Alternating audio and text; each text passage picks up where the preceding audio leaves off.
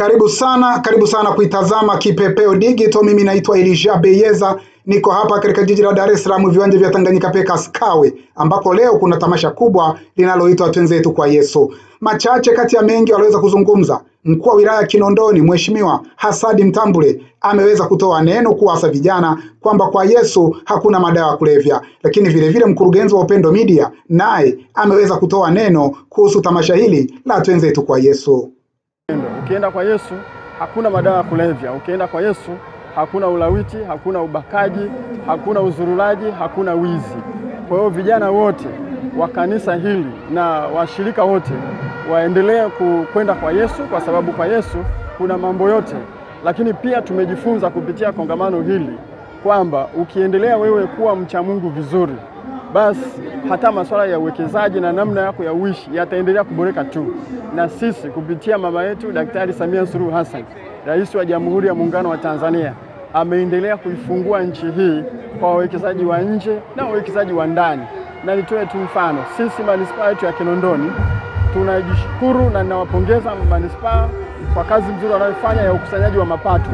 Mwaka huu hivi sasa ninavyoongea wana shilingi bilioni 12, ambayo hii ni kwa ajili ya wanawake ikiwa ni 4%, 4% nyingine kwa ajili ya vijana na 2% kwa ajili ya watu wenye ulemavu.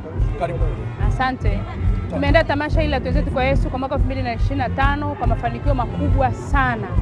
Kama mnavyoyaona kwa mwaka huu imekuwa ya kipekee, kila mwaka tamasha hili linakuwa. Huu ni mwaka wa 12 sasa tamasha hili tunalifanya, lakini kwa mwaka huu tumefanya pia exceptional kabisa.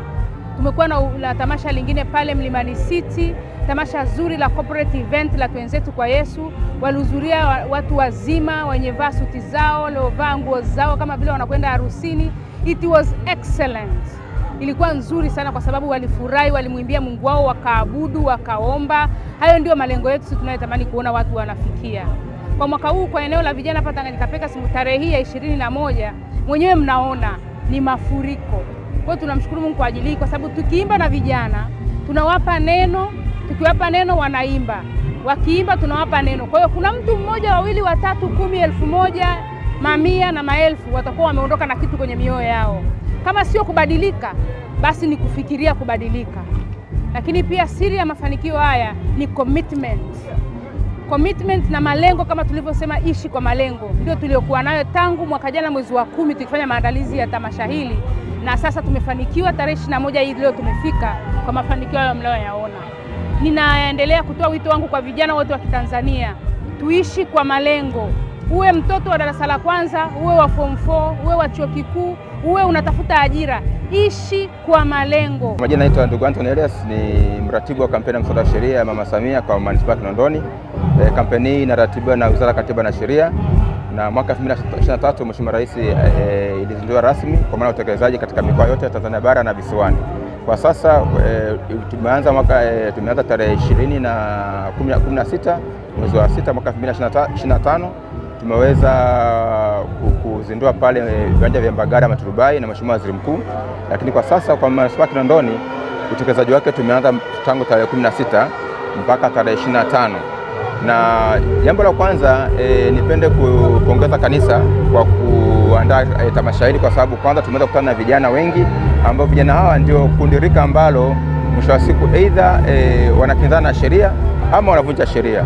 Kwa hivyo kampeni ya mswada wa sheria ya Mama Samia imekuja kwa lengo mahususi kuhakikisha kwamba vijana kwanza wanafahamu haki zao, lakini jambo la pili wanafahamu sheria mbalimbali, ili mwisho wa siku waweze kulinda haki za wengine, kulinda haki zao, lakini vile kuheshimu haki za wengine, na mwisho wa siku pia tuweze kuhakikisha kwamba hawa vijana wanapata haki zao za msingi, na zaidi sana vijana hawa sasa waweze kuishi katika hali ya maadili, na mwisho wa siku tuweze kujenga taifa bora zaidi, ambayo ndio azma ya Mheshimiwa Rais.